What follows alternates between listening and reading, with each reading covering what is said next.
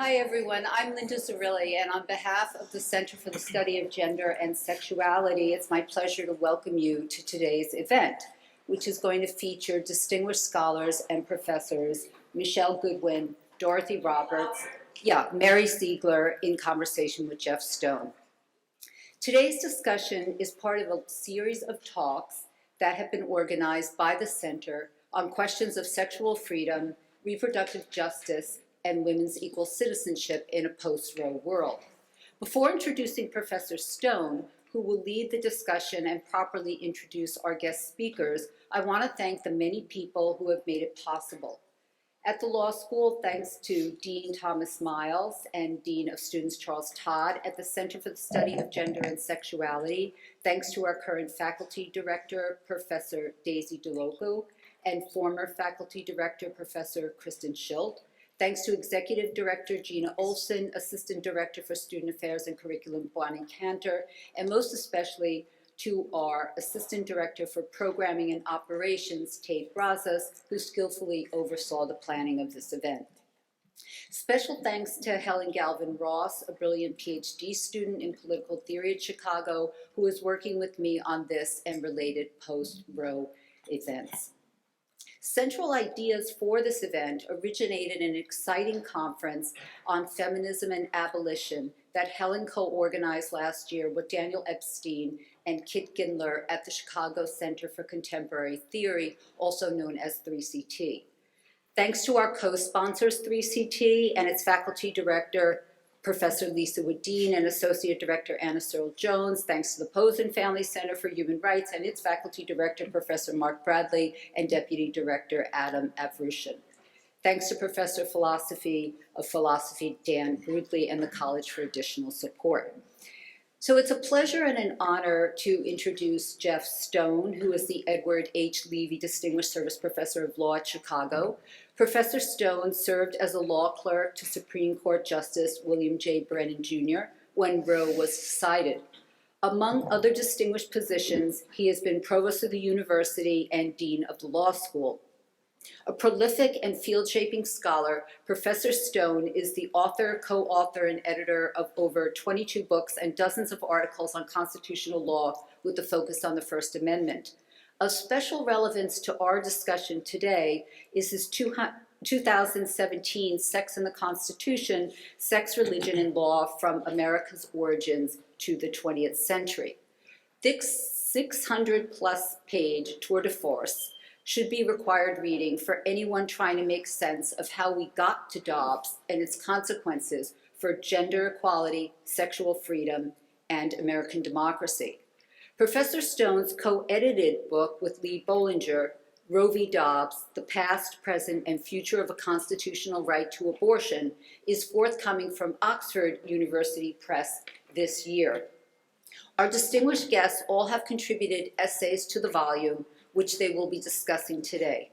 Professor Stone, I want to add, has been a steady friend to the Center for the Study of Gender and Sexuality, supporting many of its initiatives and concerning gender equality and sexual freedom, for which we are grateful. Please join me in welcoming Jeff Stone.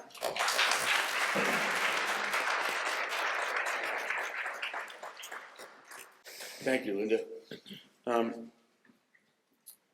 What led to this event was that former Columbia University President Lee Bollinger and I put together this book, Roe v. Dobbs, The Past, Present, and Future of a Woman's Constitutional Right to Abortion, which includes essays by 20 very distinguished scholars.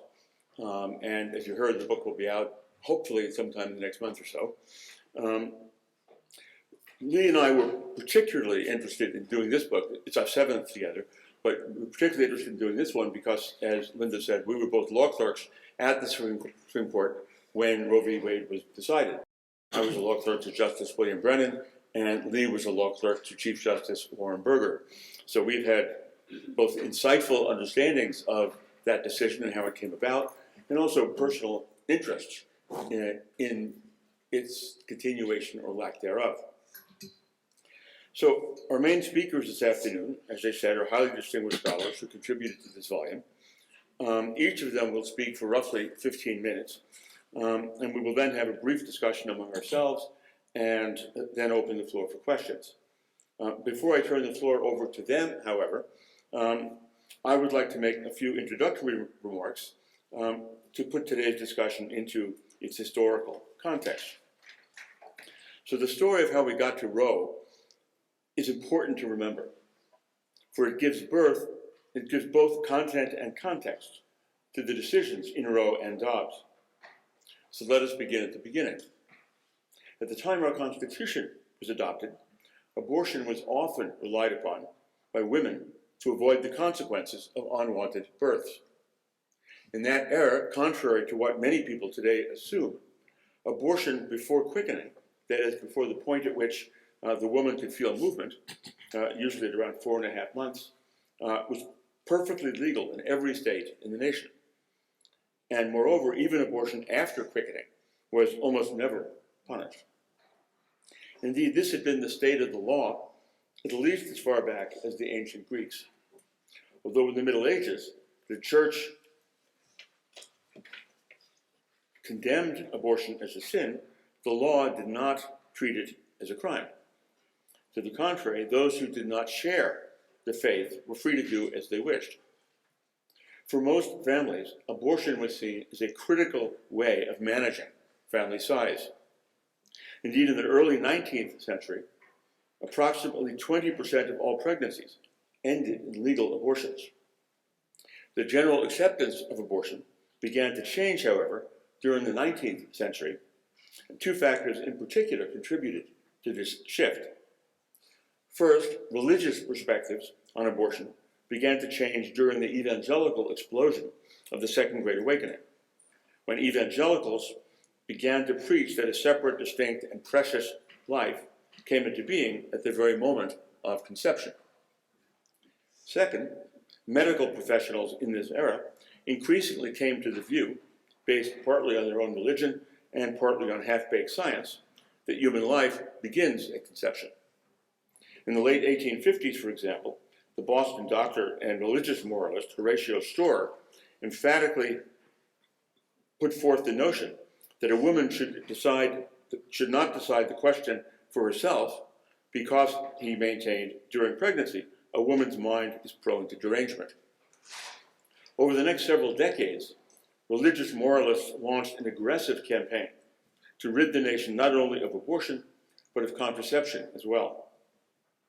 As the leading voices of the movement explained, the sole purpose of women is to produce children, and women must therefore remain within their God-given sphere. As a result of this campaign, in a complete reversal of the world of the framers, every state enacted legislation prohibiting the distribution of any product designed for contraception, and every state enacted legislation prohibiting abortion at every stage of pregnancy, unless a doctor certified that the abortion was necessary to save the life of the woman. Thus, for the first time in our nation's history, abortion was unlawful even before quickening, and women who sought abortions were now themselves subject to prosecution.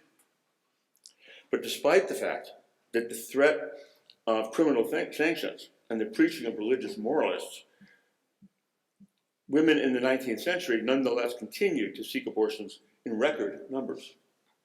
Indeed, by the turn of the 20th century, approximately 2 million women had illegal abortions each year, and almost a third of all pregnancies ended in abortion.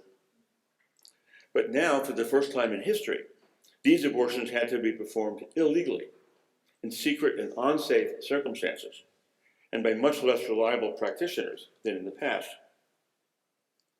By the 1950s, with improvements in contraception, which was now increasingly but still not universally legal, the number of unwanted pregnancies gradually declined. But even then, approximately 1 million women each year had to resort to illegal abortions. The vast majority of these women had to turn either to self-induced abortion or to the dark and often terrifying world of back alley abortions. In addition to those women who died in the course of these secret and illegal abortions, many thousands more each year suffered serious illness or injury. In the 1960s, though, the rising voice of the women's movement began to shape public discourse on abortion, arguing that, quote, there is no freedom, no equality possible for women until we assert and demand the control over our own bodies, over our own reproductive process. As these arguments moved to the forefront of national debate, the law began to change, and several states now, once again, legalized abortion. But the fierce opponents of both abortion rights and the rights of women more generally, such as the moral majority, quickly mobilized their forces and effectively shut down any further political progress, despite clear majority support at the time for legalizing abortion. Faced with this sudden paralysis in the legislative arena, pro-choice advocates began for the first time to challenge the constitutionality of anti-abortion laws in the courts. And in a series of lower court decisions, judges held that state anti-abortion laws were unconstitutional because such laws trespassed, quote, unjustifiably on the personal privacy and liberty of its female citizens in violation of the Constitution. Soon thereafter, the Supreme Court announced that it would hear the case of Roe versus Wade. Now, many Americans today think of Roe as a radical left-wing decision, but that was not at all the view at the time. To the contrary, by 1973, a substantial majority of Americans supported the right of a woman to terminate an unwanted pregnancy. And although the Constitution does not expressly mention a right to abortion, the Supreme Court had long understood that the framers of the Constitution did not intend to limit the rights of Americans to only those rights that were expressly guaranteed in the Constitution. To the contrary, the court had often recognized constitutional rights that were not expressly mentioned in the Constitution, including, for example, the right not to be sterilized, the right to use contraception, the right to travel across state lines, the right to marry, and the right to raise one's own children. In an overwhelming 7-2 decision, the Supreme Court in Roe held that the Constitution did indeed guarantee a woman the right to decide for herself whether or not to bear a child. Startlingly, 5 of the 6 justices appointed by Republican presidents, including 3 of the 4 appointed by Richard Nixon, joined the decision. And indeed, without their support, Roe would have come out the other way. That speaks volumes about the mainstream nature of the decision in Roe at the time. The plain and simple fact is that at the time Roe was decided, the justices did not view the abortion issue as posing a particularly divisive ideological question. I can, as I said, personally attest to that because I was a law clerk for Justice William Brennan when Roe was decided. At that time, the justices regarded this as an interesting and challenging opinion to write, but none of them, even those 2 who dissented, regarded it as an issue that was in any way deeply controversial. It seemed to them necessary and appropriate at the time, given the reality for the lives of women before the legalization of abortion. Now, as we know, Roe eventually emerged into a bitterly divisive issue. But this did not happen until the end of the decade, as the culture wars exploded over such issues as the Equal Rights Amendment, gay rights, sexual expression, and women's liberation, thus inflaming religious conservatives into a single, unified political movement.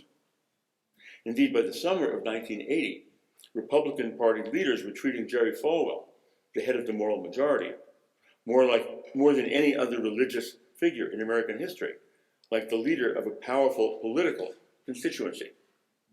And in his pursuit of the presidency, Ronald Reagan now called for a constitutional amendment to overrule Roe and promised to appoint pro-life justices at all levels of the judiciary, thus ushering in a historic era of judicial nominations shaped in no small part by religious conceptions of constitutional law.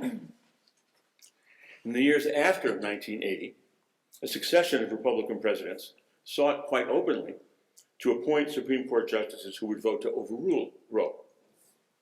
Interestingly, though, several of those justices, including Sandra Day O'Connor, Anthony Kennedy, and David Souter, disappointed those who appointed them, demonstrating both a respect for precedent and an understanding of the fundamental right at issue in Roe. O'Connor, Kennedy, and Souter consistently reaffirmed Roe v. Wade, despite repeated efforts to overturn the decision. Having learned this lesson, though, Republican presidents from Reagan to Trump grew ever more determined not to replicate this mistake. And with the Republican appointments of Justices Clarence Thomas, John Roberts, Samuel Alito, Neil Gorsuch, Brett Kavanaugh, and Amy Coney Barrett, all of whom were chosen in no small part because of their deeply embedded anti-abortion views, the anti-abortionists finally achieved their goal of overruling Roe. In the United States, before the decision in Dobbs, 30% of all women had at least one legal abortion during their lives, and just under 1 million women had legal abortions annually. Roe is deeply grounded in the justices' understanding in 1973 that we as Americans must have the right to make fundamental decisions about our own lives and our own destinies.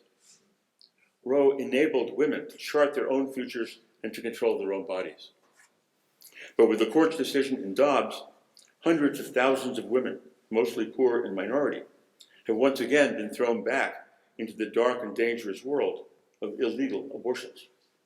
I'd like to make one final point. From 1973 to the present, among the justices not on the court in Dobbs, 9 Republican-appointed justices supported the decision in Roe, and only 2 opposed it, Rehnquist and Scalia. On the current court, Clarence Thomas, Samuel Alito, Neil Gorsuch, Brett Kavanaugh, and Amy Coney Barrett all voted with Roberts to overrule Roe.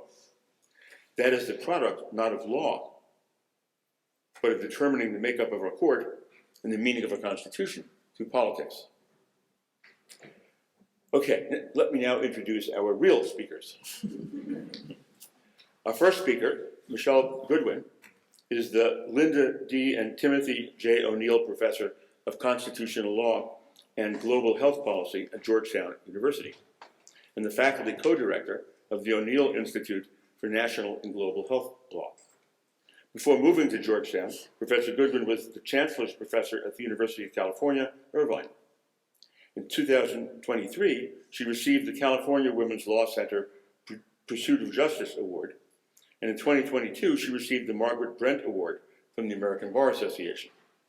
And in 2021, she received the University of California's highest honor, the Distinguished Senior Faculty Award for Research. Among her many books, her 2 most recent are Policing the Womb, Invisible Women, and The Criminalization of Motherhood and Black Markets, The Supply and Demand of Body Parts. Her wonderful essay in our forthcoming volume is titled A Requiem for Roe, When Property Has No Privacy. Michele, the floor is yours. Thank you so very much for the invitation and that incredibly warm welcome. Thank you so much. Thank you.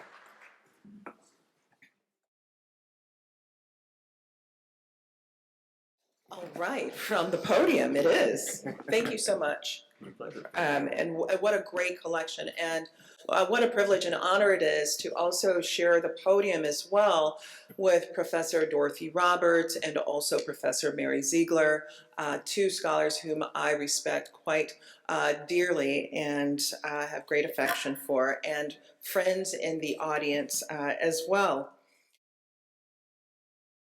As was mentioned, my chapter is a requiem for Roe, and asks the question about when property has no privacy.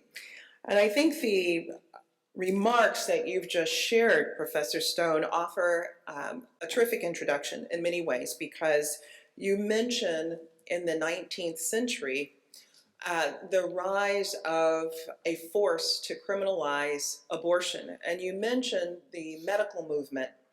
And I want to add to that before I begin, just as a bit of a preface. Doctors like Horatio Storer and Joseph DeLee. We could also include Marion Sims in a different kind of arc and narrative. We're not just concerned about bringing a religiosity to the question of reproductive health, rights, and justice. We must remember that the very first laws in the United States policing reproduction related to American slavery.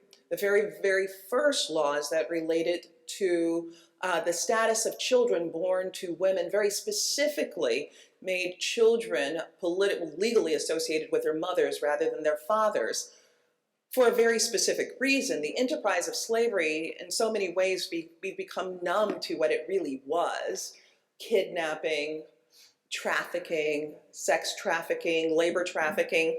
And there's a way in which we understand the kind of bucolic fields of Mississippi and Arkansas and Alabama with their greenness and these light fluffs of cotton as seeming to be bucolic. In fact, so many people these days choose to get married in those settings because it looks so bucolic, such that it's really hard to then perhaps comprehend what was actually taking place behind American slavery and the very first laws of our country being those that governed matters involving slavery, whether we were talking about criminal law, constitutional law, torts, or even contracts.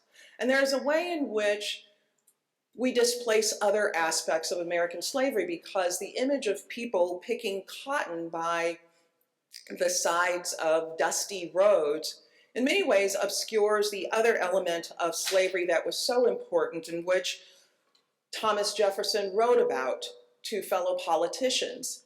As he mentioned that for him, it was useless just having a plantation full of black men because it was really with black women and girls where the real profit was turned. Now, he wasn't talking about the fact that they just simply had a greater capacity for picking cotton more quickly than the men would. He said that they were turning a profit every year or two.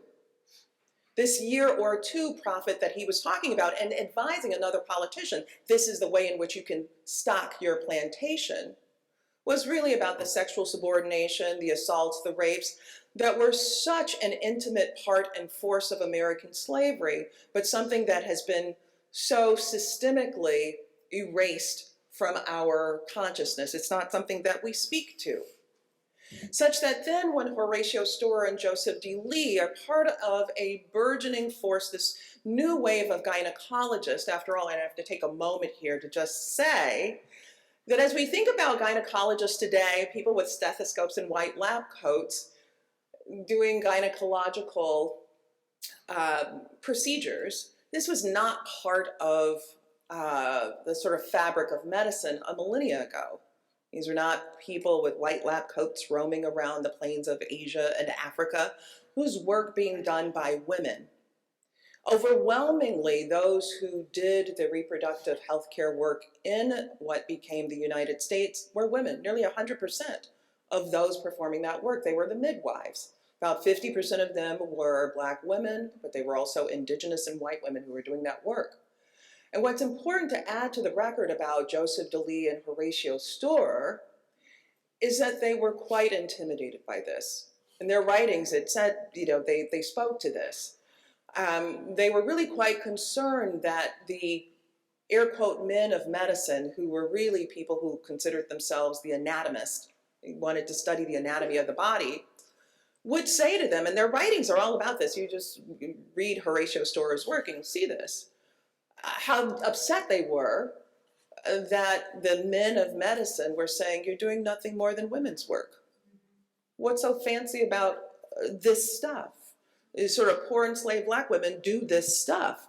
And so part of the effort was, one, to push the women out of this work, and they were successful.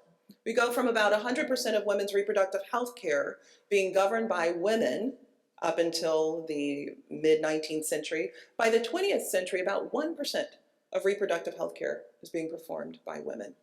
But there's something else that was part of what these doctors did. And some of this work is captured by Christopher Roberts, who's a professor at the University of Minnesota Law School, as he writes about the American Medical Association. But they leaned into racism and white supremacy, which became an important key of their work and became an important aspect of suppressing reproductive freedom in the United States. They were part of a cultural narrative that we see rising today, this notion of a replacement theory. As they were doing this and sort of, beating the path of getting women out of this, there's also the deep concern about abolition. And why were they concerned about abolition? They were concerned about abolition because there were stories that were making not only the news in the United States, but around the world about the horrors of American slavery and about the purchase of American capitalism was made on the literal backs of Black girls and Black women. The beat of abolition was so strong that Charles Sumner, a senator from the state of Massachusetts, was beaten nearly to death in the halls of Congress by two of his colleagues in Congress. Why? Because only a few days before, he gave a speech about how pernicious American slavery was, how it relied on the sexual assault, and rape was the word he used to sustain itself. And he was beaten nearly to death and had to suspend his time in Congress for nearly 3 years while he recovered. But the stories of American slavery was making its way around the world, hence the strength of the fight with the abolitionists. And so I want to tell a couple of stories that really help to encapsulate just what these tensions were, because otherwise, if we don't pause on it, then it's easy to just fly above it. So I think about Sojourner Truth. But before I talk about Sojourner Truth, I want to just pause one moment and ask a question that probably has not been asked in this room and probably not many law schools at all. But what story does a mother tell her child the night before the slave auction? The night before she will be sold away or the child will be sold away.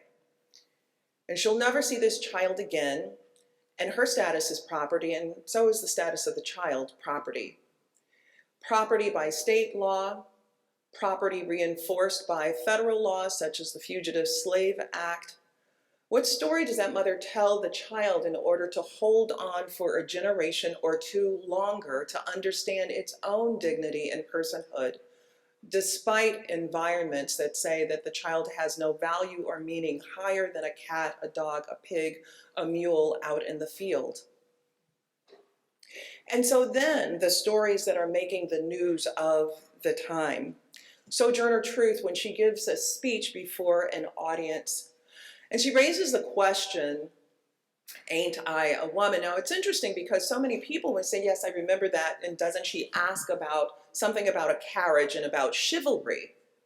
But the part of this that also is kind of wiped away, we fly over, is she says, and I bore 13 children and saw nearly each one snatched from my arms, and nobody heard my cry but God, ain't I a woman? The rallying cry for abolition picks up. There's the story of Margaret Garner. Margaret Garner, her story, which becomes fictionalized by Toni Morrison, is important in terms of this drumbeat that's taking place that really begins to merge these forces that are intended to criminalize abortion, gain strength to the movement by Horatio Storer and Joseph DeLee. And Margaret Garner's story, it reminds me of the kind of post-Dobbs story of the 10-year-old girl who flees the state of Indiana to make it to the state of Ohio in order to terminate her pregnancy. Margaret Garner flees the state of Kentucky to make it to Ohio for a taste of freedom. In her case, she's traveling with her children. She's 22 years old and traveling with several children and also some other companions. And unlike the comforts that we have, Ugg boots and parkas and all of those things, she doesn't have the benefit of any of this as she dares to walk across a river to freedom. Now imagine wanting a taste of freedom so badly that you will take your children and these companions and you will say, we will walk across a river and we must hope that the river holds us because we have to get to the other side for freedom. But Margaret Garner's story is heard all around the world because, as the fugitive slave law provides for, and Texas SB 8 law, interestingly, provides for, you can recapture people who have somehow offended the law. Texas SB 8, those who aid and abet in the termination of a pregnancy. Fugitive slave law, those who aid and abet with the person trying to get to this other freedom. And in her case, as she hears the dogs, and as she hears the voices of those who are coming to recapture her, she slits the throat of her first child. And then it is said that as she began to try to slit the throat of the second child, and she was overtaken, that she screamed out she could not return to slavery, and she did not want this for her child. Now, as this becomes, and I write about this in the chapter, this becomes part of not only a national story in the United States, but it becomes an international story. Because at the heart of it is the question, is she a person or is she property? If she's property, she returns to Kentucky, to the person who has owned her. If she's a person, then she can be criminally punished for the death of that one child and the harm to the other. This raises an important question in the United States, because if she is not property and somehow she is a person, then aren't all of these other Black women like her, these ones that politicians would read about in the morning news? And let me just take a quick pause here before I begin to wrap up. There's a piece that I have coming out in the, or I think it's out now, in the Yale Law Journal, Feminist Law Journal. And in it is a cast of advertisements that anybody would have read in their mornings while having orange juice and coffee. And in these advertisements, they speak to Maria, 15 years old, has escaped with her 2-year-old daughter, Lisa, mulatto. And on and on and on again, telling us something about slavery. Anyway, with Margaret Garner's story, if she is a person, then that means so many people who look like her are people too. Ultimately, she is returned to the Gainesville farm in Kentucky, and she dies before the age of 25. And I could share other stories just like that, which I do in this chapter. The story of Celia, whose story also made national news as well. In her case, is she property or person? She killed the person who purchased her when she was 12 years old and he was 70. In her case, the state of Missouri had a law that provided for self-defense in the case of rape, but it only applied if you were a person. If you are property, it does not apply to you. She was killed by the state the day after she delivered what was his child. As we think about the post-Dobbs reality in the United States, and let me be quick about this because we'll have time for Q&A. There are myriad scales of harm for us to pay attention to.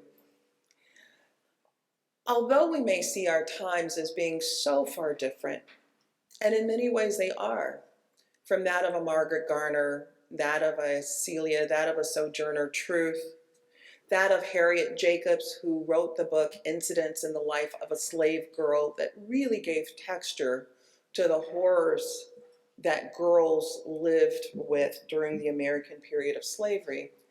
And yet there are certain aspects that tie into these times. Dobbs was a decision that adopted what Mississippi petitioned for. It was Mississippi, a state notorious in American slavery, one of the worst places. As my grandmother would say, Mississippi was the last place that a person wanted to be sent who was enslaved. Mississippi notorious for denying Black people access to swimming pools, access to being able to go into parks, access to the front doors of restaurants. The history is long. I would suggest you read Pauli Murray's book on race laws in the United States. And you could see all of the various things that Mississippi denied Black people. Playing billiards, bowling, things that we just simply take for granted or that just seem so absurdist. But it was this state with a notorious racial history, a state that only ratified the 13th Amendment in 2013, rather than 1865 or 1866, that petitioned the court to overturn Roe v. Wade. It was a state that even at that time had only one abortion clinic remaining. It is a state with one of the highest maternal mortality rates in all of the industrialized world. It is a state where Black women make up 80% of the population that dies due to cardiac death during pregnancy, but Black women do not make up 80% of the female population. And it is that state with a long and horrific racial history that asked the Supreme Court to overturn Roe v. Wade. And it is the state that very recently captured by a journalist a story that many of you in this room probably read about a 13-year-old Black girl who goes into the 7th grade this semester with a child because there was no abortion clinic in the state of Mississippi that she could turn to and not enough resources for her mother to get her out of state such that she would be able to flee like a Margaret Garner did, or the 10-year-old girl right after Dobbs. Thank you so much, and thank you.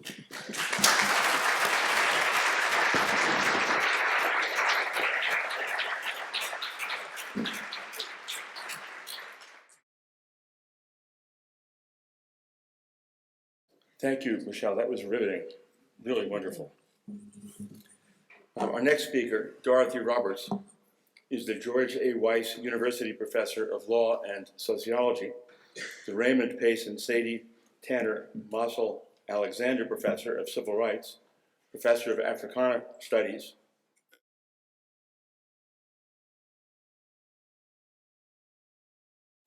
and the Director of the Program on Race, Science, and Society at the University of Pennsylvania. Professor Roberts' path-breaking work in law and public policy focuses on urgent contemporary issues in health, social justice, and bioethics, especially as they impact the lives of women, children, and Black Americans. She is the author of more than 100 scholarly articles, and two of her most recent major books include Fatal Intervention: How Science, Politics, and Big Business Recreate Race in the 21st Century, and Killing the Black Body: Race, Reproduction, and the Meaning of Liberty. Her amazing essay in our forthcoming volume is titled The Failure of Dobbs: The Entanglement of Abortion Bans, Criminalized Pregnancies, and Forced Family Separation. Go for it.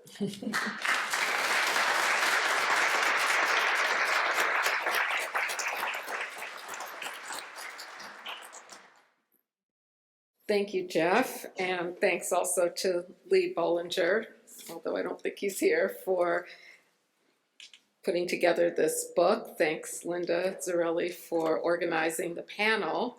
It's an honor to be with such esteemed co-panelists, and it's wonderful to be back in Chicago and see so many dear friends in the audience. So, as the title of my chapter indicates, I wrote about the entanglement of abortion bans, criminalized pregnancies, and family separation.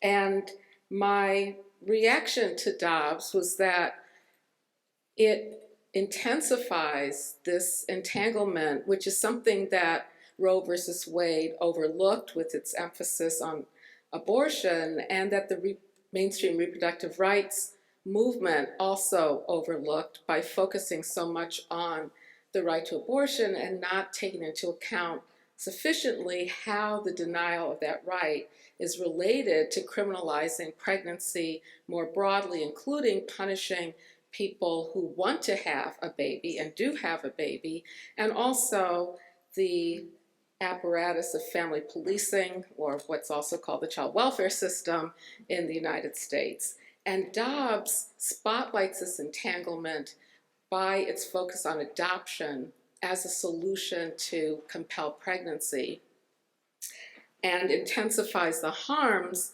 that Roe versus Wade allowed to continue. And I'll explain all this, but the title of my chapter is The Failure of Dobbs. It might be called The Failure of Roe and Dobbs, because Dobbs intensifies an oppressive situation for pregnant people that was already building up under Roe. So the adoption remedy spotlights the way in which the court relies on family policing in order to deal with the harms of compelled pregnancy.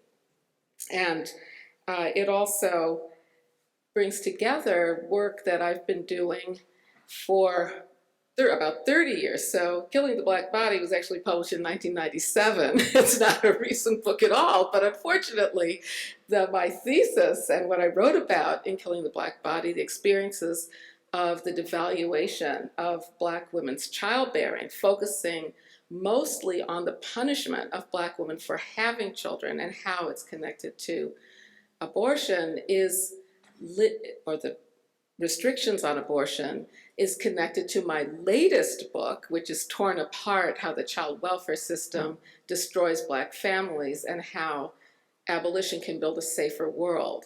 And so I wanted to write a chapter that spanned this work, that focuses on the experiences of Black women for being punished for having children, and how that is related to compelling people to have babies and to the forced separation of children from struggling families. Okay, I'm going to tie this all together in 10 minutes. So, adoption became a central aspect of the Dobbs decision, partly because anti-abortion activists have long relied on adoption as a solution to the obvious harms of forcing people to have children against their will. And even during the argument, people held up signs saying, "I will adopt your baby." And Amy Coney Barrett asked the attorney for the abortion clinics, wasn't it a solution to the problem of unwanted pregnancy by allowing women to turn over their babies at safe havens? Justice Alito took up that suggestion in the opinion explicitly by repeating the argument that all women had to do was turn over their babies at safe havens, and they could be assured that there would be a suitable home, those are his words, for these babies. He then dropped a footnote referring to a CDC report that said that there wasn't enough of a domestic supply of infants for all the people who wanted to adopt. So he framed this as a win-win situation. You give up your baby for adoption, someone gets to adopt your baby, and there's this well-functioning market for babies in America. Now, he leaves out completely the reality that children available for adoption are usually available, especially through the foster care system in America, because of coercion, threats, and terror. The family policing system in America is a huge apparatus that forcibly takes children from their families, mostly on grounds of neglect, which is confused with poverty. The definition for neglect is basically failing to meet children's unmet needs. 200,000 children are taken from their families every year in the formal foster care system, and about that same amount are coercively taken through informal agreements that people are forced to sign on threat that something worse will happen to them if they don't turn over their children. It's a deeply racist system. Black children and Native children are far more likely to be investigated, to be removed from their homes, and for their families' rights to be terminated. In other words, ending completely any legal relationship between children and their families. Half of Black children in America will undergo a child welfare investigation before they reach age 18. So this is the regular way of life for Black children in America, is to have their families investigated for child abuse and neglect. And so the way in which children are available for adoption through the foster care system is the termination of their parental rights when parents fail to comply with a set of mandates that the court imposes on them. Dobbs, by forcing people who have decided they're not prepared to have a child to give birth, will only increase the numbers of struggling families in America who are at risk of having their families torn apart by the family policing system. So the Dobbs opinion's reliance on adoption is based on a false view of how adoption operates in the United States and will only intensify the harms that it overlooked in the opinion. Now, I also have a section in my chapter on slavery's entanglement of reproductive servitude and family separation, because I think it's important, as Professor Goodwin noted, to understand the roots of family policing and the institution of slavery. It also has roots in the use of child removal by the US military as a weapon of war against Native tribes.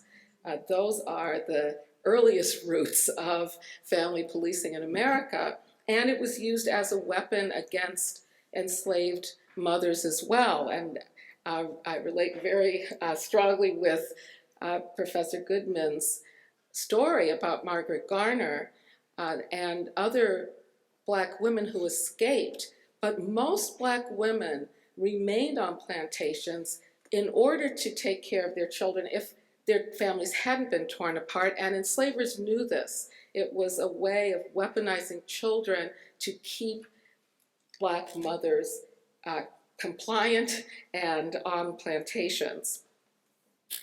Family separation, along with compelled pregnancy, were both absolutely essential aspects of the institution of slavery. And when slavery ended, white supremacists who wanted to take back control in the South used the court system to regain custody of Black children by petitioning courts, claiming that their parents were neglectful, and courts used an already existing apprenticeship system to return Black children to their former enslavers by the tens of thousands immediately after the Civil War ended. The other aspect of this entanglement that I discuss in the chapter is the criminalization of pregnancy. This is something I've been working on for a number of years. Professor Goodwin has as well. The punishment of pregnant people for conduct while pregnant, fetal abuse laws, and other uses of the law to prosecute, control, punish in various ways people who are pregnant for not abiding by some state standard. And so beginning in the late 1980s, Black women especially were prosecuted for being pregnant and using drugs, but this has expanded into the prosecution of women who have stillbirths and miscarriages, all this taking place before Dobbs.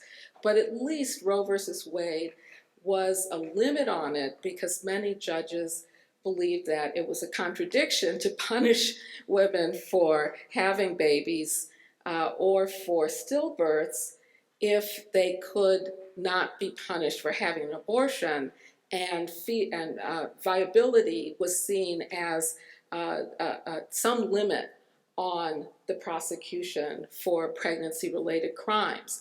Now that Roe has been overturned, states are much freer to punish people for crimes related to pregnancy whether they have stillbirths, miscarriages. In fact, miscarriages can look very much like an abortion. And so there can be prosecutions based on either a miscarriage, a stillbirth, conduct during pregnancy that violates some state rule. And in fact, this is related, again, to family policing, because in most states, drug use during pregnancy, this is supported by federal law, is seen as a form of child neglect. Again, this is an area that's extremely rife with racial discrimination, with many studies showing that Black women are far more likely to be suspected of child neglect and drug use, to be reported to child protection authorities, and to have their children taken from them. The Dobbs decision will not only increase the struggles of families, making them vulnerable to family separation, but also make it easier for pregnant people to be prosecuted for crimes related to pregnancy, whether it's termination of a pregnancy or these other types of crimes, right? So you see that Dobbs is dangerous and harmful much beyond its compulsion of pregnancy. That's horrible enough, but also its expansion of family separation and criminalization of pregnancy. Now, I close the chapter by pointing out that all of these aspects of state surveillance, regulation, punishment, whether we're talking about compelled pregnancy, punishment of pregnancy, or family policing, are related to a carceral logic that the way in which to meet human needs is to punish people, to punish the most vulnerable people. All of these forms of state oppression are going to be concentrated against the most marginalized communities. They already are, but it will continue to be concentrated in harming the most marginalized communities in America. So that the price of receiving state support for children is putting children in state custody. And more children will be put in state custody as a result of compelled pregnancies. A couple ways of thinking about this connection to carceral approaches is to look at the states that have the most restrictive abortion laws and the states that have the worst support for families. They're the same states. Mississippi is one of them. The worst health care, the least support for families are the very states that have the most restrictive abortion laws. We can also see a historical connection between crime control, welfare restructuring, and adoption in 3 laws that were passed by Democratic Congress in the 1990s and signed by Bill Clinton, which also, I want to point out that these aren't just right-wing strategies. This is also a liberal, neoliberal approach to meeting human needs. The crime control law that expanded policing in Black communities and prisons passed in 1994, followed by the welfare restructuring law that ended the federal entitlement to welfare, passed in 1996, and then a lesser-known law or recognized law, the Adoption and Safe Families Act, passed in 1997, that speeds up termination of parental rights and incentivizes states to put children who've been placed in foster care into adoptive homes with financial bonuses given to states if they increase adoption and speed up termination of parental rights. And this was advocated for explicitly in racial, I would say racist terms, because the argument was that there were too many Black children who were at that time 4 times as likely as white children to be in foster care. The largest group of children in foster care, even though Black children are still a minority of children in America, that the problem could be solved by terminating their Black mothers' rights and getting these children adopted, preferably in white homes, according to some of the advocates. So when we think about this entanglement of abortion bans, criminalization of pregnancy, and family separation, it becomes clearer that we should have a reproductive justice perspective on challenging these laws. And reproductive justice activists have stated from the very beginning, since the mid-1990s, that reproductive justice requires and recognizes the human right not to have a child, but also to have a child and to parent your child in a safe, sustainable, supportive community. And that is the world we should be fighting for, one where human needs are not met by compelling pregnancy, by punishing pregnancy, and by taking children away from their families. And we can imagine a much better world that is more humane, caring, and just. So thanks so much.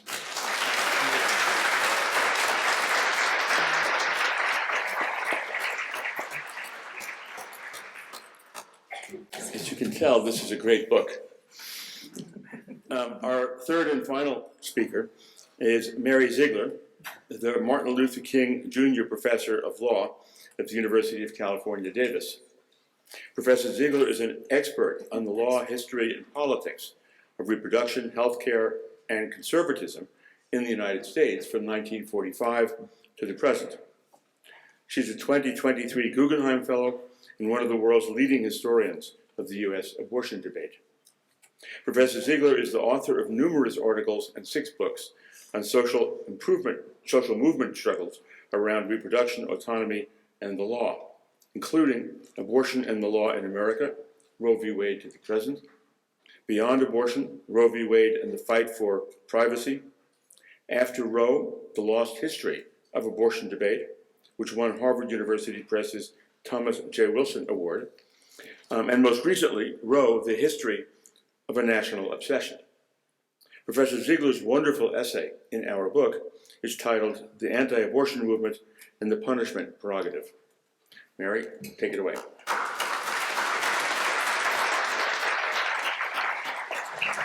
So my essay for this collection began in reading Dobbs, when Justice Alito tells us that our nation's history and traditions gave us not a right to abortion, but punishment for abortion, that our traditions were those that were carceral. I noticed how much more punishment was a prerogative or interest of the anti-abortion movement than had been true historically. The penalties that were introduced in trigger laws in anticipation of the Dobbs decision, and the laws that have been introduced since had penalties much harsher than anything we'd seen in the 19th century. Penalties up to and including life in prison. Exceptions to abortion bans that had once been standard have become affirmative defenses, with physicians or their so-called accomplices obligated to prove their innocence rather than prosecutors their guilt. Who is an accomplice has changed in radical ways. Just recently, the attorney Jonathan Mitchell sought to subpoena the records of every donor to an abortion fund, painting them as aiders and abettors of a felony. So I wondered why this focus on incarceration, and was it possible to imagine a different focus? Because after all, the next stage for abortion opponents is fetal personhood, the recognition that the word person in the 14th Amendment applies the moment an egg is fertilized. And to hear the movement tell the story now, recognition of fetal personhood at a minimum will require the criminalization of abortion in every state, regardless of the will of the voters, and potentially the criminal punishment of people who have abortions and women, as much for abortion as for the other kinds of crimes we've heard about today. So I was curious whether there was a point at which it was possible to imagine a vision of personhood for pregnant people, or even for fetuses, in which incarceration wasn't a mandatory or even imaginable solution. And perhaps the answer to that might have been no. After all, there's considerable path dependence. There was a 20th century anti-abortion movement, one I would submit that for the first time made arguments about constitutional fetal personhood, notwithstanding what some conservatives may tell us. That was a new argument in the 1960s, not one that would have occurred to Horatio Storer, who would never have dreamed of relying on a Reconstruction Amendment designed to give rights and personhood to people of color, when the idea of rights and personhood for people of color would have devastated and deeply divided his organization, as many in the American Medical Association admitted. So in some way, the 1960s anti-abortion movement in fighting for fetal personhood under the 14th Amendment was also fighting for a status quo defined by criminal punishment for abortion. So perhaps it might not have been possible to imagine a fight where personhood could mean something else. But I think a historical look suggests that that wasn't true. After Roe, more complicated than today's anti-abortion movement, rallied around a constitutional amendment that would have overturned Roe and recognized the word person to include the fetus.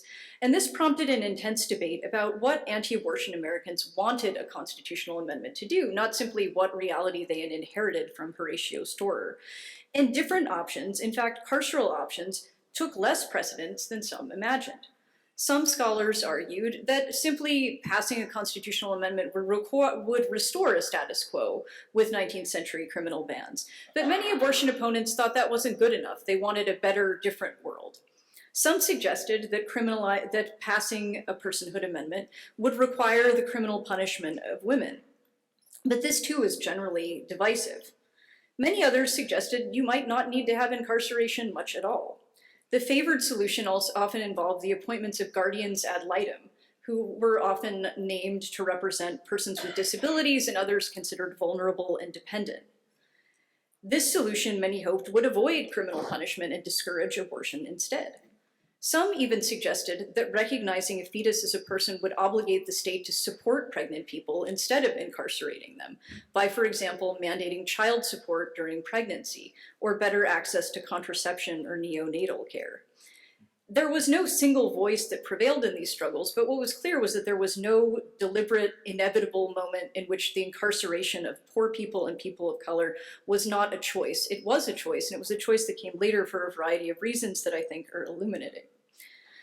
At the time that Roe came down, in its immediate aftermath, anti-abortion constitutional theorists wanted to argue that the fetus was like a person of color, that the fetus was the next vulnerable and dependent minority, deserving of protection just as women did under the Equal Protection Clause, just as people of color did under the Equal Protection Clause. And they argued that the sine qua non of equal protection law was vulnerability and dependence. This was a theory, of course, that ignored how equal protection law had often proceeded by focusing on a deep history of past subordination and its present-day effects. After all, anti-abortion lawyers conceded that fetuses had not suffered, even by their own account, a history of past subordination. The movement maintained that fetal life had long been honored by the law, not denigrated. But at any rate, there was still a recognition that vulnerability somehow counted and dependence somehow counted. And some early anti-abortion theorists conceded that it might be necessary to protect other dependent people too. Maybe persons with disabilities would be entitled to protection under this theory. But soon these constitutional ideas gave way as the anti-abortion movement struggled for relevance and prioritized its goal of banning abortion above all other things. It forged a partnership with the Republican Party at the height of what we now think of as a war, or what the Republican Party called the war on drugs and the war on crime, and had to frame its cause in different ways. Its new allies in the religious right, who were, of course, themselves coming to the anti-abortion movement for the first time in the 1970s and early 1980s, thought differently about the fetus than others had.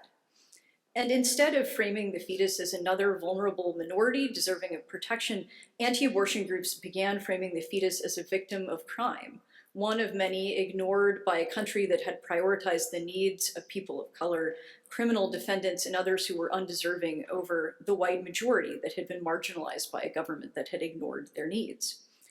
Anti-abortion groups who had moved to create a kind of fetal personhood underground at a time when a constitutional amendment was no longer possible, primarily pursued ideas of personhood in criminal contexts, championing fetal homicide laws that have spread across the United States and served as a precedent for recognizing personhood in other contexts, including the criminalization of abortion and other actions, and criminalizing drug use during pregnancy, which the movement framed as a strategy for recognizing personhood, but also just in its own terms.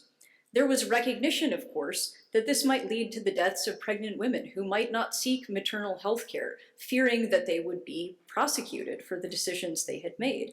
But this decision was seen as a necessary evil, for the argument was those women were no longer innocent because of the decisions they had made during pregnancy, far less innocent at any rate than the unborn child who had done nothing wrong.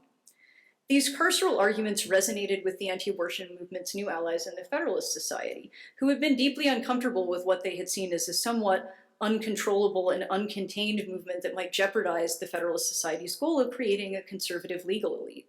But a focus on criminal law and carceral solutions made sense to a Federalist Society that was deeply concerned with the criminal procedure decisions of the Warren Court.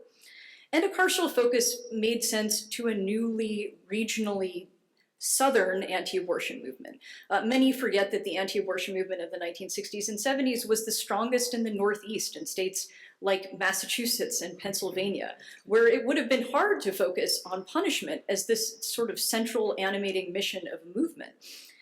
That was no longer true by the 1980s, as conservative evangelical Protestants flooded into the movement, and even later in the 90s and 2000s, as multi-issue organizations like the Alliance Defending Freedom outpaced their rivals in the movement for fundraising dollars and spending, and explicitly framed abortion as one of several issues related to sex, sexuality, and punishment. The irony, of course, is that criminalizing pregnancy, and indeed criminalizing abortion, has never achieved the goal it set out to, and there's evidence that it won't after Dobbs either. The best studies we have suggest that since Dobbs has come down, the abortion rate has either declined slightly to the tune of 6%, or that abortions have actually increased significantly, as the Guttmacher Institute has found, between 2023 and 2020. And this at a time, remember, 2020 is the midst of the COVID-19 pandemic, when we would have expected abortion rates to be comparably high. It becomes clear as well that criminalizing pregnancy and abortion tends to drive people not to seek maternal health care, as abortion opponents have recognized for decades. And those, of course, outcomes lead to higher rates of infant mortality, something that's common in states like Mississippi that have set out to criminalize pregnancy. And so all of this made me wonder, are there different ways of conceiving personhood? Because, of course, in writing a book about personhood, as I'm doing now, it becomes clear that many other communities laid claim to personhood. Women laid claim to personhood. Persons of color at the time of the Dred Scott decision argued that Dred Scott was wrong because it attached rights to citizens rather than to persons, and that people of color, after all, were people, as Frederick Douglass put it, not beasts. Is it even possible, as many Americans seem to conceive of a fetus as a person and still conceive of a woman as a person too, who can, after all, make decisions? Because as the Pew Institute told us, Pew Forum, in 2022, there are over 70% of Americans who think that abortion should be a decision primarily made by a pregnant person, and more than half who think that a fetus is a person. Within that group are people who think that both are true at the same time. And so I began to wonder, what would a vision of personhood look like that we could agree upon that wasn't carceral? A vision that made room for people who believe that life in the womb has value from the beginning and want to be treated as if their lives and those lives matter. And I don't think I have the answer to that, but I think it helps to know that the world we live in now, where the questions I'm asking seem strange and maybe even unimaginable, is neither a natural nor an inevitable one. So I'll stop there.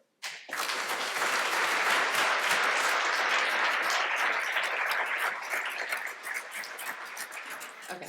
Hi. Thank you so much for being here today. I think I've read almost everything all of you have written, and I'm like very starstruck. When you were talking about the history of the brutal treatment of Black women, specifically through a reproductive lens during slavery, and how that was a part of the machine by design, and a very intentional part, it made me think about the 13th Amendment and specifically the badges and incidents of slavery arguments.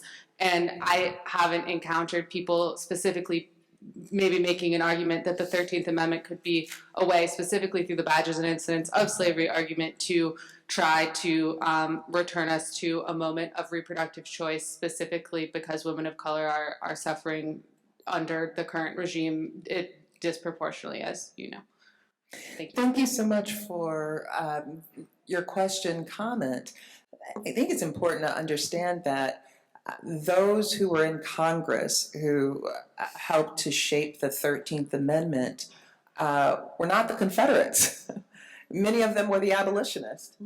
Many of them, to really understand abolition in this country, is to understand how churches were blown up. Right? We understand the 1960s version of churches being blown up of Black folks. But what we don't talk about is the blowing up of churches that white abolitionists attended. Their printing presses blown up. White journalists hanged, run out of town. All of that. So that when we're thinking about the power behind the rhetoric, the speeches they were giving, the chief force being used by white folks in abolishing slavery is about the sexual assault of Black women and girls. I mean, they're writing about touring the South and hearing stories from planters of girls on their plantation jumping to their suicides. 8-year-old girl jumping off a barn to die. And they understand what it's all about. And they're writing about it, and they're talking about it, and they're giving speeches about it. And so then when we think about a 13th Amendment that abolishes slavery and involuntary servitude, they are absolutely understanding what is that, because they've written about it. They've given speeches about it. This is absolutely what they understand. And this is what we don't understand. But this is also why I mentioned what's being read in the newspapers from Maine, South Carolina, Maryland, all over these advertisements that are naming the selling of the breeding wench who's 13. What makes you a breeding wench? Except we understand what's making you a breeding wench. And then understanding it as well, the escape stories that are right there with these girls that are escaping with their children, right? Such that when we're talking then about a 13th Amendment, it's not applying, it's the argument that I would make, to just picking the cotton in the field. It's about abolishing these practices that deny these girls, these women, autonomy over their own bodies, their own personhood. And this is a chief argument that they're making during that time. So thank you so much for asking it, and that's certainly the way I interpret it. Other questions? I'll call on you.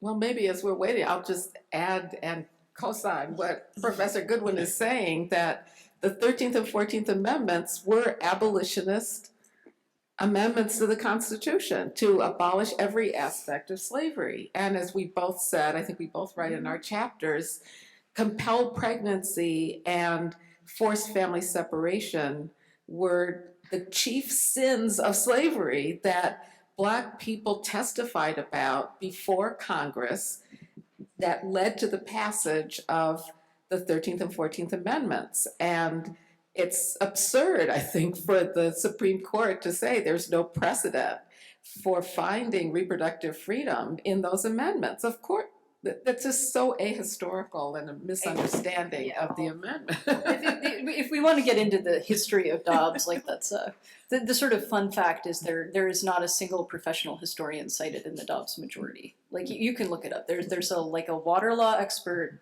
an activist, and a bioethicist.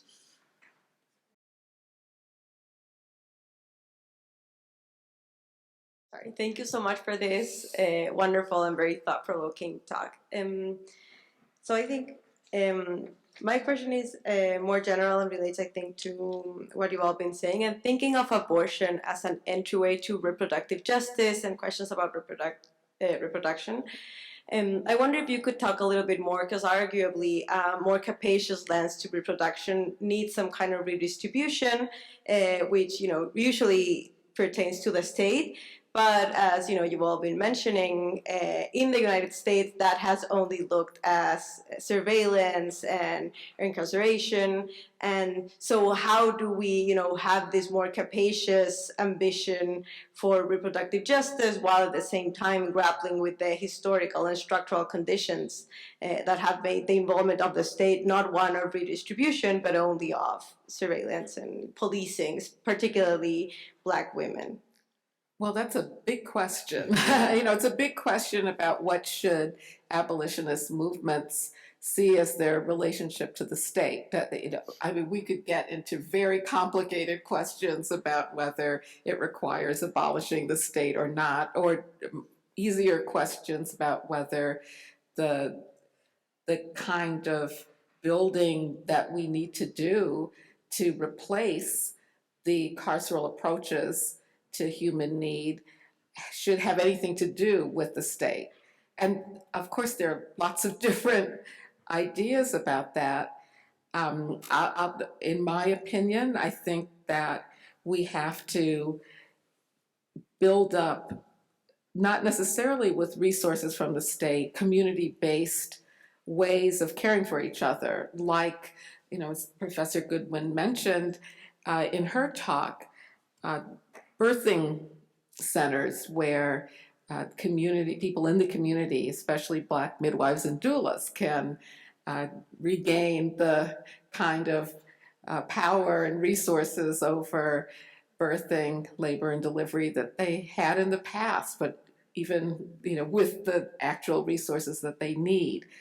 But I think that also we have to demand that the state use the money that it has in more equitable ways. I think that it does require state redistribution of money. And I'll just, as an example, the income that was given to families during the COVID lockdown, we know cut child poverty and allowed for families to take care of their children without state intervention in many cities where family policing basically shut down, and a combination of mutual aid networks and federal funds going, as income into people's hands was a way of promoting that form of reproductive justice, which is being able to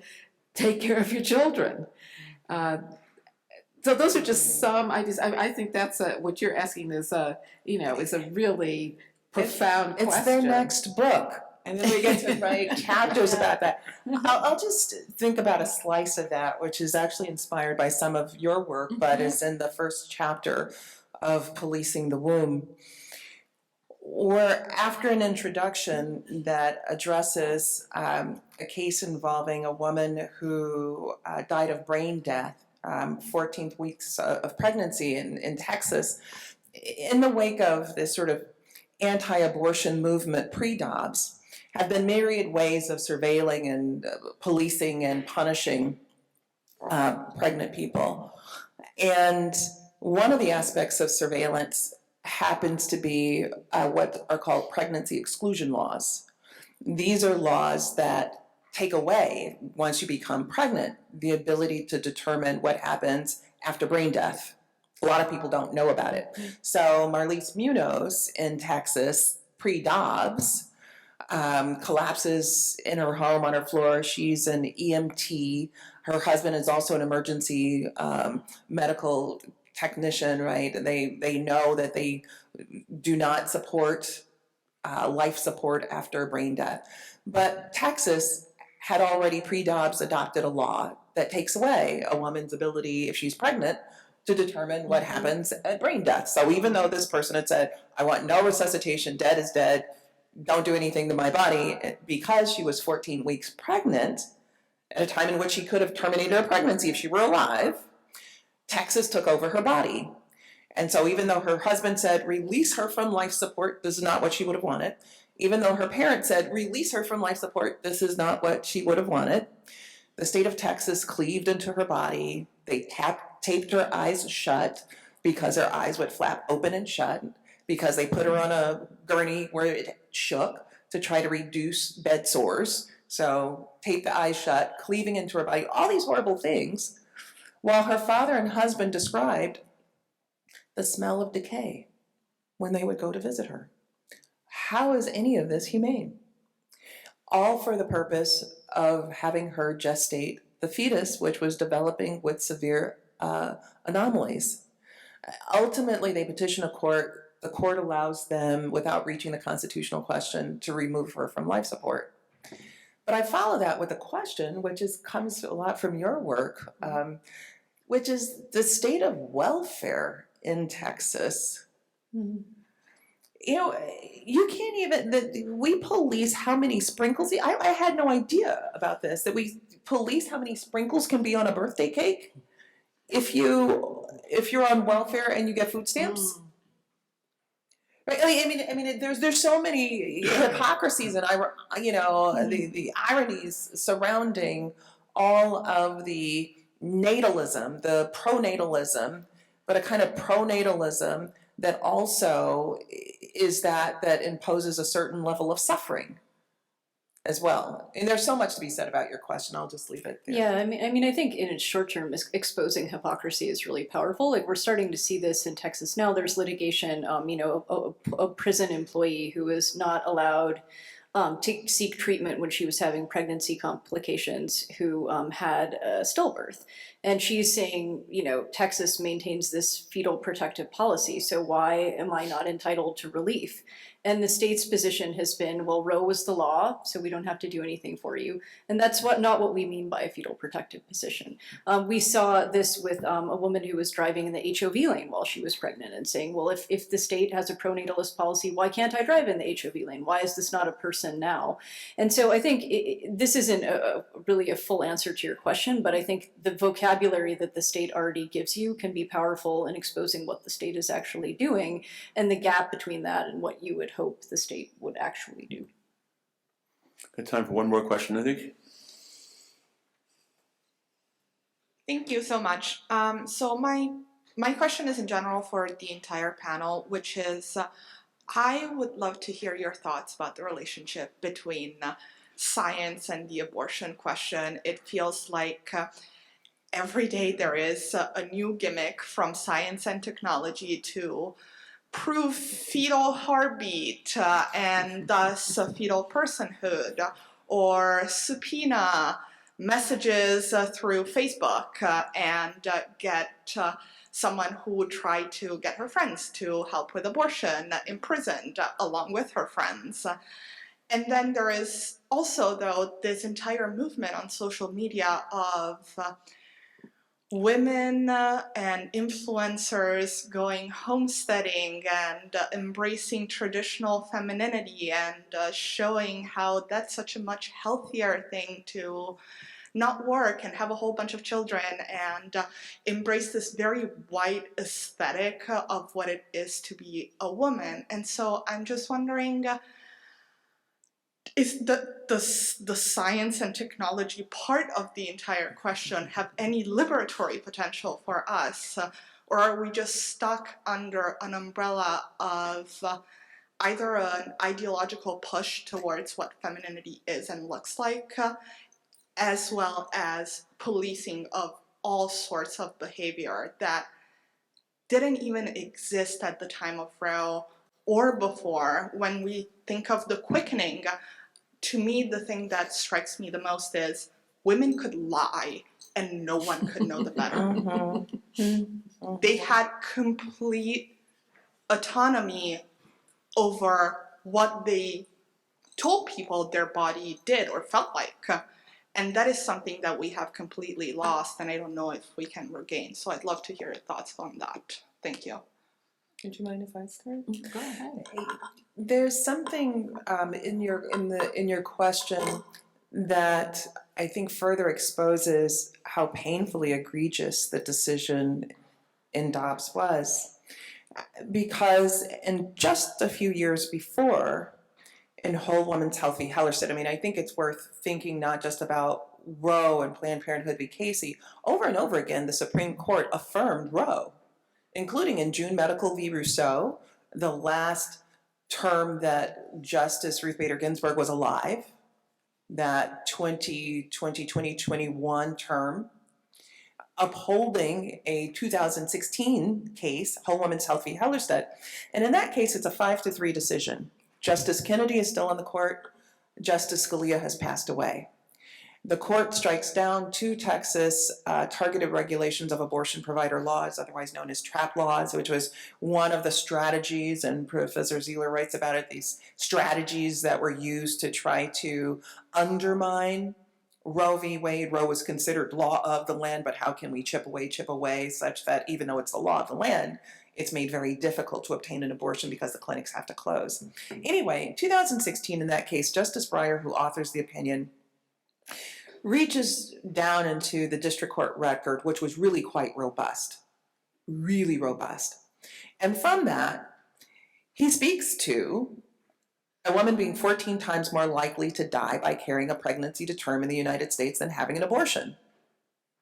About how an abortion is safer than having any number of surgeries that are outpatient that we pay no real attention to, tonsillectomies, colorectomies, like a variety of things that we just sort of take for granted that people need to do, but abortions being far safer than all of that.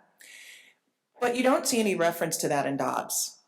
There's no reference to maternal mortality, even though the United States ranks somewhere around 55th in the world in terms of maternal mortality, where after Texas was cracking down on clinics, the maternal mortality rate rose in that state such that the Texas Observer wrote, based on research from the University of Texas, that Texas was the deadliest place in all of the industrialized world for a woman to be pregnant. And we didn't talk about eugenics, which is also that kind of like, horrible science, right? Like that sort of not real science that's exported from the United States after the 1927 Buck v. Bell case, where in an 8-1 decision, Justice Oliver Wendell Holmes says 3 generations of imbeciles are enough. Better than to let them starve for their imbecility. Society can prevent those who are manifestly unfit from continuing their kind.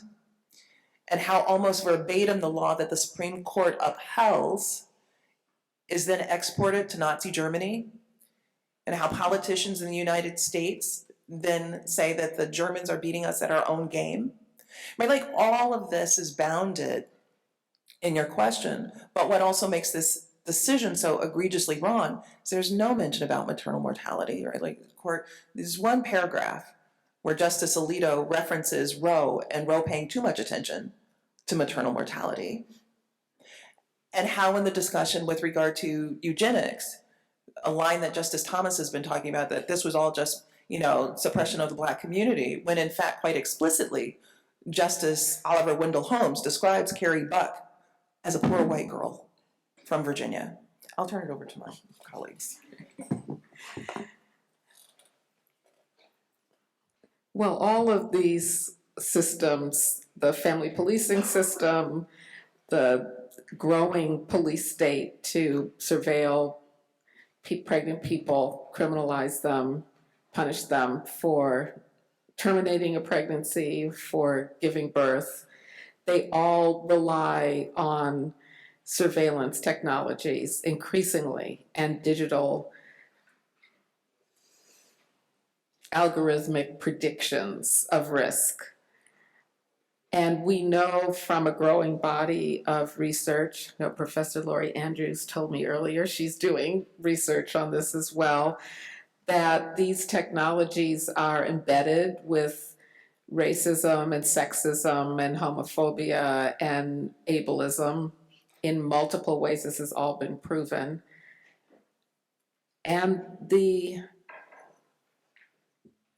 power of the companies that are being hired by state agencies with multi-million-dollar contracts to collect data and monitor people as agents for the state it's very alarming.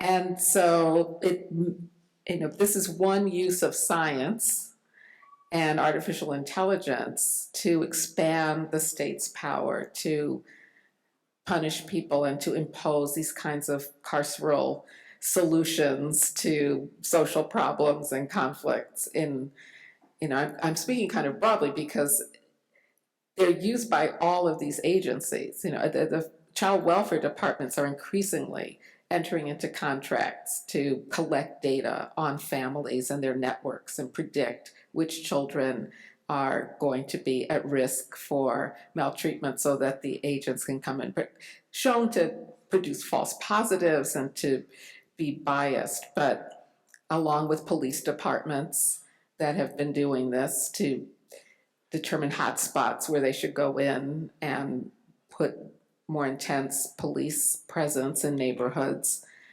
the facial technologies, recognition technologies that have already falsely identified a number of Black people. You know, they're just so we know that these are ways that the state can use to expand the monitoring and punishment of people for violating all the kinds of rules we've been talking about that are intensified by Dobbs. But I took your question to also ask, well, are we just, it's sort of like the other question about, are we just destined to rely on a state that is intensifying its police powers and its oppression and surveillance of us? And I don't, we can't rely on that. We can't. We have to fight it and work toward ending those kinds of uses of technology, but also the assumptions underlying them and the purpose to which they're put. They're being put to an oppressive purpose. We could also develop scientific questions and research and technologies that are put to a different purpose. I think a lot of times we don't need technologies to be able to